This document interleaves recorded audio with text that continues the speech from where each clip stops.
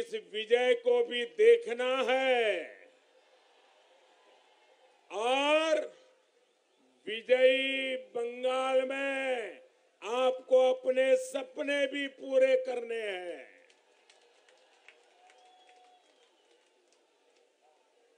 আমার প্রিয় বাংলার ভাই ও বোনেরা, আপনারা বৈশাখের গরমকে উপেক্ষা করে এই সভায় এসেছেন। আপনারা এসেছেন উত্তর দিনাজপুর থেকে, দক্ষিণ দিনাজপুর থেকে, মালদার থেকে, আপনার এসেছেন নতুন বাংলা গড়ার স্বপ্ন নিয়ে। আপনাদের সাদর অভিনন্দন এবং প্রণাম। मंच पर विराजमान भारतीय जनता पार्टी के सभी वरिष्ठ नेतागण और इतनी विशाल संख्या में हमें आशीर्वाद देने के लिए आए हुए मेरे प्यारे उत्साही भाई और बहनों, मां काली और भगवान शिव जी की धरती को मेरा शत शत नमन। पूरा देश कह रहा है कि पश्चिम बंगाल में इस बार कुछ बड़ा हो रहा है। क्या बड़ा हो रहा है? कैसी लहर उठी है? वो आपका ये स्नेह, ये विश्वास दिखा रहा है। भाइयों बहनों, आपके प्यार के लिए आपको सलाम। अब जगह बची नहीं, जहां है वहां खड़े रहिए। आगे माताएं बहनें हैं, आप आगे आने की कोशिश मत कीजिए भैया, तो वहीं रुकेंगे। आपकी इजाजत है तो बोलना शुरू करो। बोलो, भारत माता की। अद्भुत प्यार है आपका, अद्भुत प्यार। साथियों, इस बार वाकई पश्चिम बंगाल के लोगों ने ठान लिया है। स्पीड ब्रेकर दीदी को अब 23 मई के बाद समझ आ जाएगा कि जनता के साथ गुंडागर्दी करने का, उनके पैसे लूटने का, उनका विकास रोकने का नतीजा क्या होता है। मैं मीडिया में देख रहा था कि कैसे सामान्य लोगों ने, हमारी बहनों ने टीएमसी के गुंडों को सबक सिखाया। उनकी लाख लाख कोशिशों के बावजूद, धमकियों के बावजूद भारी संख्या में किसान, मजदूर, व्यापारी, कर्मचारी, हमारी माताएं बहनें और हमारे नौजवान साथी वोट देने के लिए निकल पड़े। भाइयों, बंगाल में पहले और दूसरे चरण में मतदान की जो रिपोर्ट आई है, उसने स्पीड ब्रेकर दीदी की नींद पर भी ब्रेक लगा दिया है।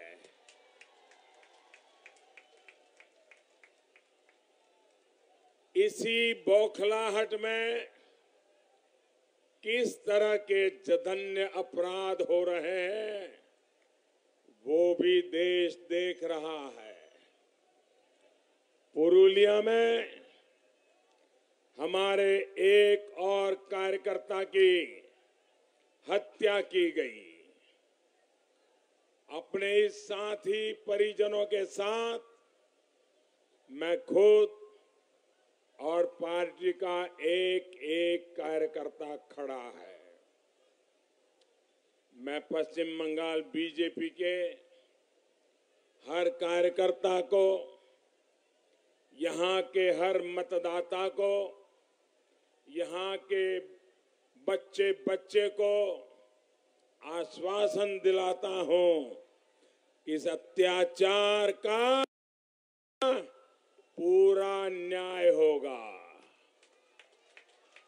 बीजेपी के हर कार्यकर्ता बंगाल के हर व्यक्ति के साथ जो हिंसा हुई है, उस हिंसा करने वालों के, उस साजिश करने वालों को अब कानून सजा करके रहेगा, न्याय होके रहेगा। ऐसे लोगों को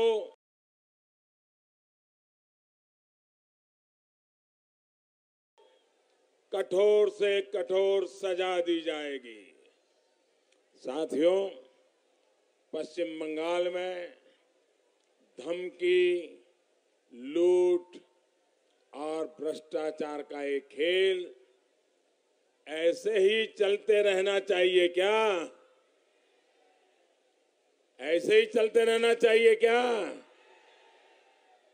क्या स्पीड ब्रेकर दीदी को कड़ी सजा मिलनी चाहिए कि नहीं मिलनी चाहिए? कड़े से कड़ी सजा दोगे? हिम्मत के साथ दोगे? पूरे बंगाल में दोगे? गांव गांव में दोगे? हर गली मोहल्ले में दोगे? हर पोलिंग बूथ में दोगे?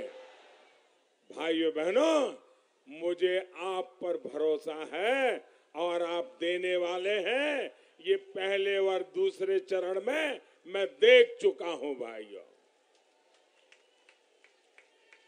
भाइयों और बहनों, ममता दीदी ने जो पश्चिम बंगाल में किया है, उसके लिए उन्हें न इस धरती का महान इतिहास माफ करेगा और न ही भविष्य माफ करेगा।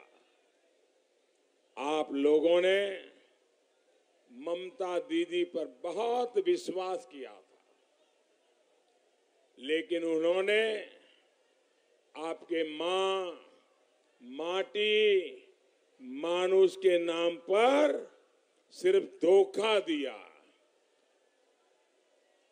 ये गलती सिर्फ आपने नहीं की है, मैंने भी की है। क्योंकि जब मैं उनको देखता था टीवी पे, कभी कभार मिलता था, तो मुझे लगता था कि सचमुच में सादगी की मूर्ति है, मेहनत करती है, बंगाल का भला चाहती है, लेफ्टिस्टों से बंगाल को मुक्ति दिलाना चाहती थी। मैं भी ऐसा मानता था, लेकिन प्रधानमंत्री बनने के बाद यहाँ के उनके कारनामे देखे, मेरा माथा शर्म से झुक गया। भाइयों, शर्म से झुक गया। अगर मेरे जैसे व्यक्ति ने गलती की है, तो बंगाल के लोगों की गलती होना बहुत स्वाभाविक है।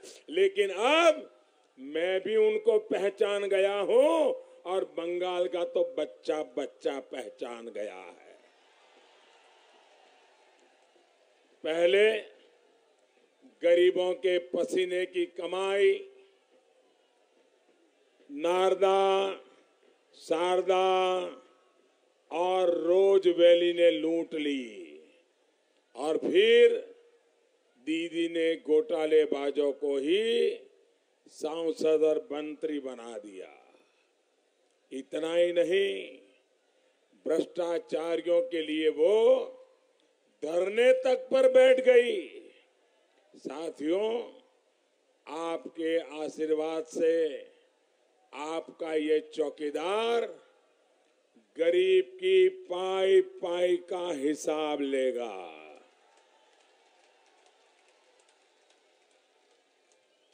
अब टीएमसी के जगाई मथाई जितनी ताकत लगा ले, इंसाफ होने से नहीं रोक पाएंगे।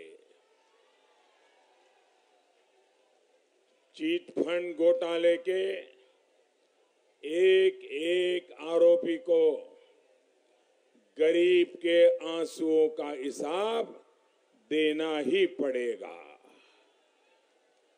साथियों, जिस तरह बुआ भतीजा मिलकर पश्चिम बंगाल की संस्कृति को, यहां की पहचान को, यहां के लोगों को बदनाम कर रहे हैं, वो शर्मनाक है।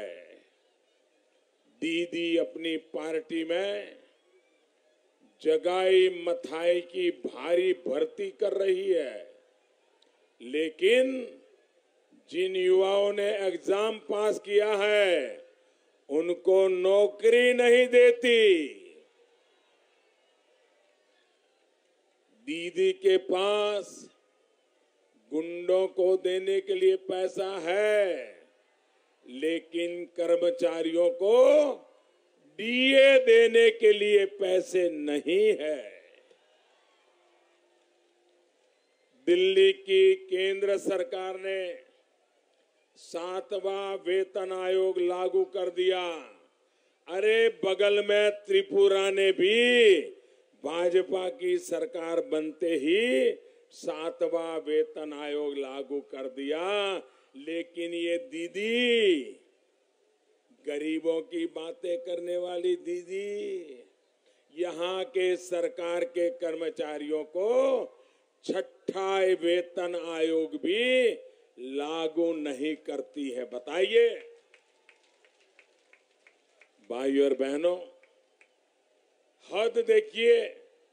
कहती है कि पश्चिम बंगाल का ये मॉडल वो पूरे देश में लागू करना चाहती है। अरे जहां टोलाबाजी टैक्स के बगैर जीवन नहीं चलता, जहां गरीबों को गरीब रखने का षड्यंत्र होता है, जहां गरीब की कमाई को टीएमसी के नेता लूट लेते हैं, जहां पर पूजा तक करना मुश्किल होता है, यात्राएं निकालना मुश्किल होता है।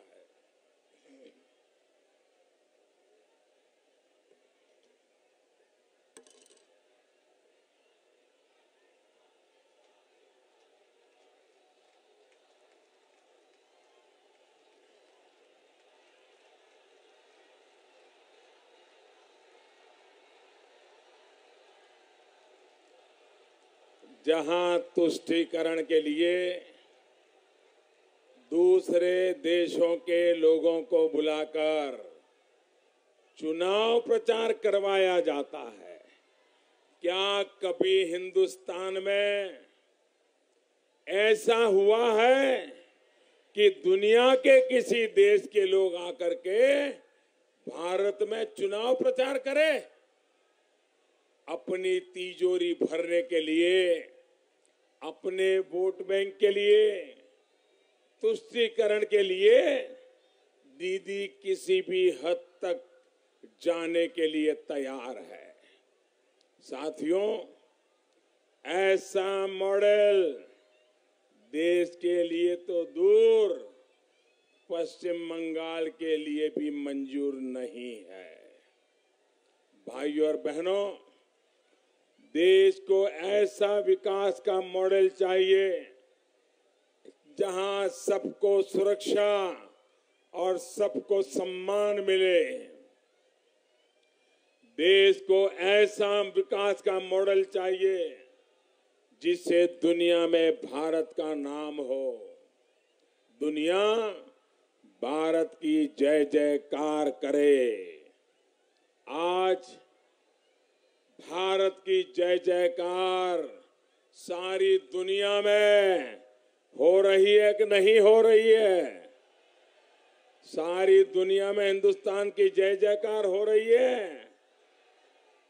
देश को ऐसा विकास का मॉडल चाहिए जहां आतंकवाद की दहशत न हो, आतंकवादियों में डर पैदा हो। याद है ना आपको, कुछ साल पहले खगरागढ़ में दुर्गा अष्टमी के दिन जो धमाका हुआ था, उस धमाके की जांच को रोकने की किसने कोशिश की? क्या ऐसे लोग आतंक का मुकाबला कर पाएंगे?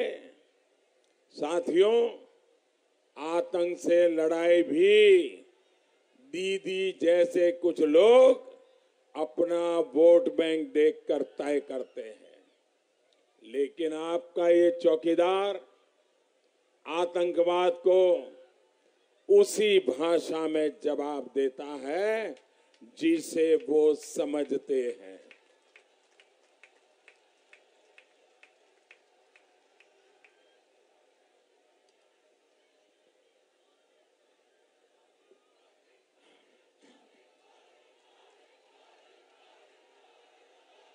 भाइयों बहनों, आप बताइए, आज आतंकी डर रहे हैं कि नहीं डर रहे हैं? भारत आतंकियों को घर में घुसकर मार रहा है। आप खुश हैं? आपको गर्व हो रहा है? मोदी सही कर रहा है? आतंकवादियों के साथ यही करना चाहिए कि नहीं करना चाहिए? मोदी की ताकत बढ़नी चाहिए कि नहीं बढ़नी चाहिए? आप बढ़ाएंगे कि नहीं बढ़ाएंगे? पूरा बंगाल बढ़ाएगा कि नहीं बढ़ाएगा?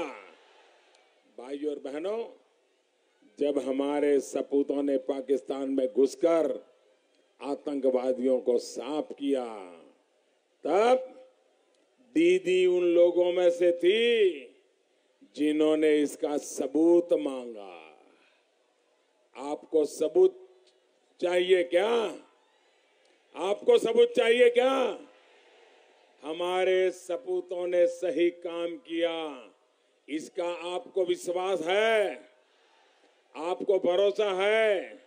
सेना की बात पे भरोसा है? मोदी की बात पे भरोसा है? अरे दीदी,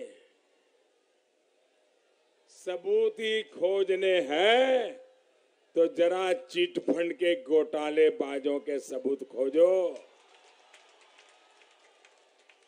अरे सपूतों के शौर्य के सपूत खुद होता है।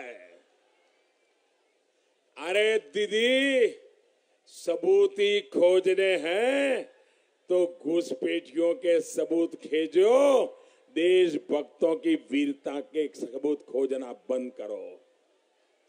साथियों, वाकई दीदी के राज में यहां एक काम बहुत तेजी से होता है। घुसपैठ और तस्करी 23 मई को, आपको मालूम है ना 23 मई को क्या है? आपको मालूम है 23 मई को क्या है? 23 मई को चुनाव का नतीजा आएगा, चुनाव का रिजल्ट आएगा, और 23 मई को जब फिर एक बार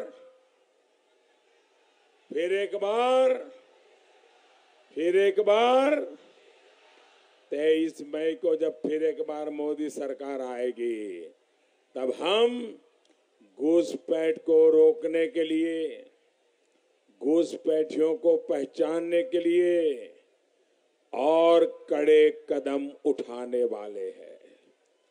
सीमा पर जो फेंसिंग लगाने के काम में रुकावट डाल रहे हैं, उन्हें भी इस चुनाव के नतीजे सच्चाई समझा देंगे। साथियों, एक और बहुत अहम विषय है नागरिकता कानून का, जिसे लेकर बहुत अफवाहें फैलाई जा रही है। उसमें भी कुछ लोगों द्वारा अपना वोट बैंक साधा जा रहा है। भाइयों और बहनों, जब देश का बंटवारा हुआ, जब भारत का विभाजन हुआ, तो मां भारती में आस्था रखने वाले हजारों लाखों लोग दूसरे देशों में वहीं रह गए। उन्होंने उस समय के नेताओं की बातों का भरोसा किया था। उन नेताओं ने उन्हें कहा था कि वहां वे लोग सुख चैन की जिंदगी जी पाएंगे। उन नेताओं की बात मां भारती के उन संतानों ने मान ली थी, लेकिन उनके भरोसे को तोड़ दिया गया।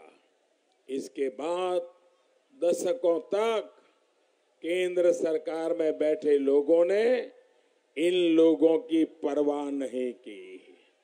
अपने ही लोगों को उन्होंने पराया बना दिया। इतिहास की इस गलती को सुधारा जाना बहुत जरूरी था। ये लोग जो मां भारती की जय बोलते हैं, वो और किस देश में जाएंगे? आज जब वहां उनके साथ उनकी आस्था की वजह से अत्याचार बढ़ रहा है, तो वो कहां जाएंगे? उन्हें नर्क की जिंदगी से निकलना, उन्हें वहां से बचाना, ये हर हिंदुस्तानी का कर्तव्य है, हर सरकार का कर्तव्य है।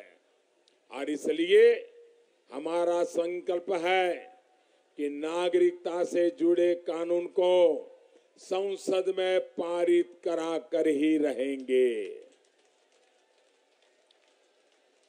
भाइयों और बहनों, टीएमसी हो, कांग्रेस हो या लेफ्ट फ्रंट वाले हो, ये सिर्फ भेदभाव की राजनीति जानते हैं, जबकि चौकीदार की सरकार सबका साथ सबका विकास इसी एक मंत्र पर काम कर रही है।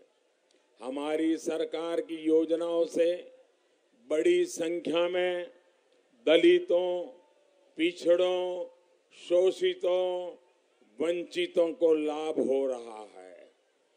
गरीबों को अपने पक्के घर दिए जा रहे हैं। इसके लाभार्थी हर जाति, हर प्रांत के लोग हैं।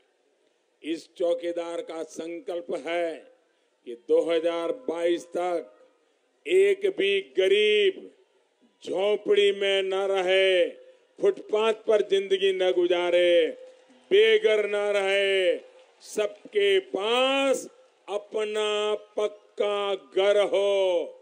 इस संकल्प के साथ हम आगे बढ़ रहे हैं। साथियों, रेल हो, हाईवे हो, एयरपोर्ट हो, पहले की तुलना में 2 गुनी गति से काम हमने किया है। यही हमारी पहचान है। यहाँ बालूरघाट के एयरपोर्ट का काम भी पूरा हो चुका है। जल्द ही यहाँ से उड़ानें भी शुरू हो जाएगी।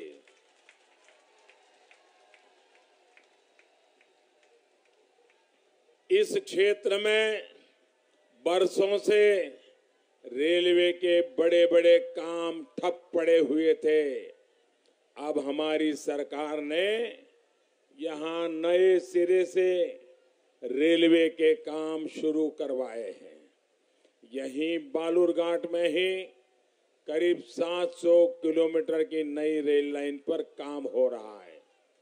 पुरानी लाइनों का दोहरीकरण हो रहा है, बिजलीकरण हो रहा है।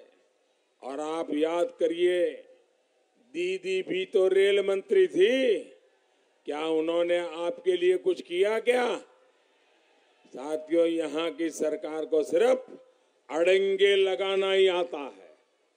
आपके इस चौकीदार की सरकार ने गरीब परिवारों को 5 लाख रुपए तक की मुफ्त इलाज की योजना बनाई है। लेकिन उससे भी टोलाबाजों की सरकार बाहर निकल गई। असल में भाजपा एनडीए सरकार की इस योजना से टोलाबाजी नहीं हो पा रही है। इसलिए गरीब के जीवन से भी दीदी की सरकार ने खिलवाड़ कर दिया। इतना ही नहीं, हमारी सरकार ने पश्चिम बंगाल के 70 लाख से अधिक किसानों के खाते में सीधी मदद देने की योजना बनाई है। लेकिन यहाँ की सरकार ने लाभार्थियों की लिस्ट ही नहीं भेजी, क्योंकि इसमें टोलाबाजी का कोई स्कोप नहीं है। ये सीधा आपके बैंक खाते में जमा होता है। भाइयों बहनों, मालदा के आम देश भर में बहुत मशहूर है। इस फल ने मालदा को एक अलग पहचान दी है, लेकिन कांग्रेस, लेफ्ट, टीएमसी के शासन में इस क्षेत्र की मिठास में कड़वाहट घोलने का ही काम किया गया है। उसका विकास भी रोका है।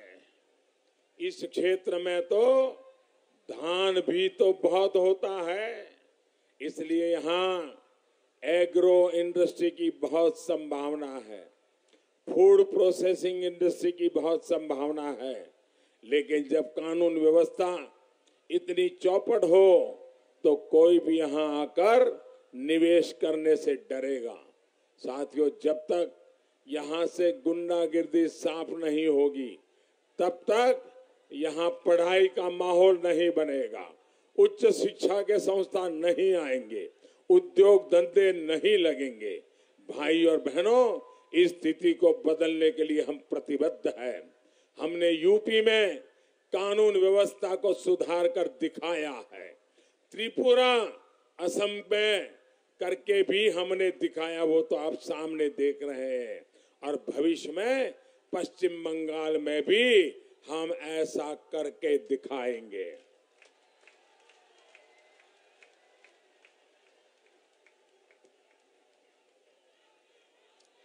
इस बार आपका वोट पश्चिम बंगाल को उसी दिशा में ले जाएगा।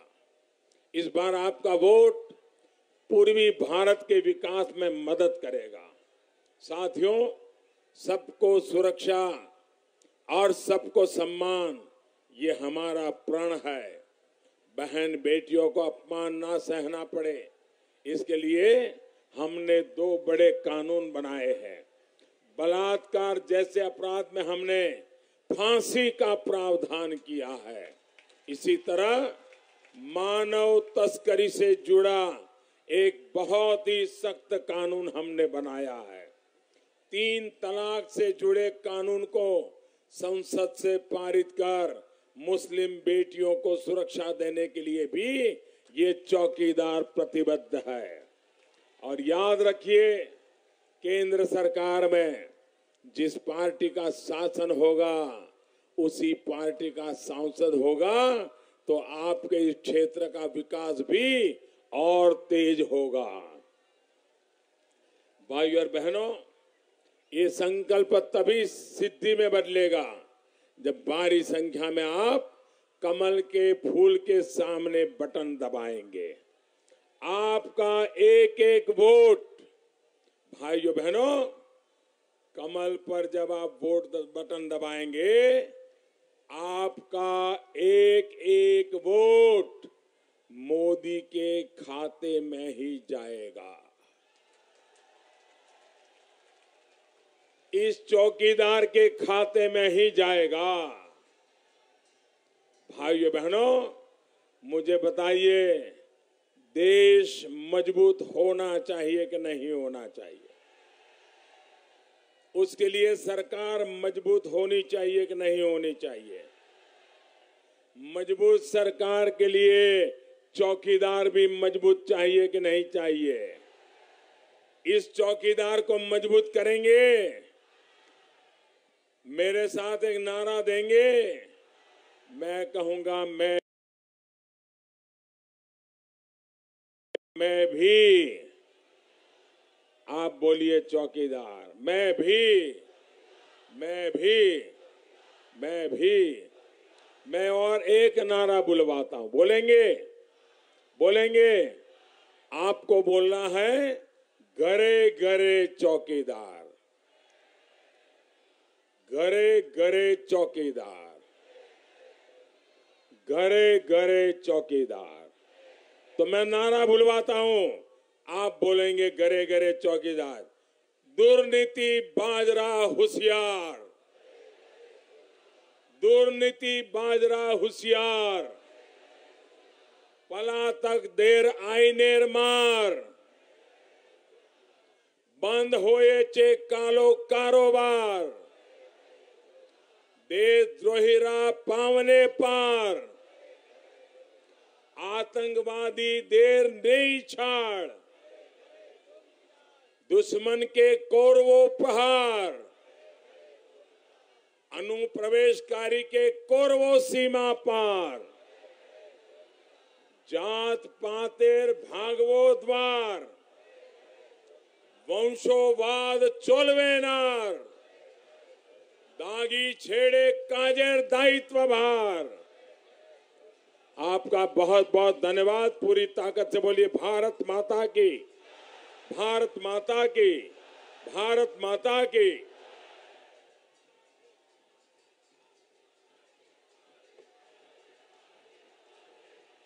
मोदी मोदी मोदी मोदी मोदी।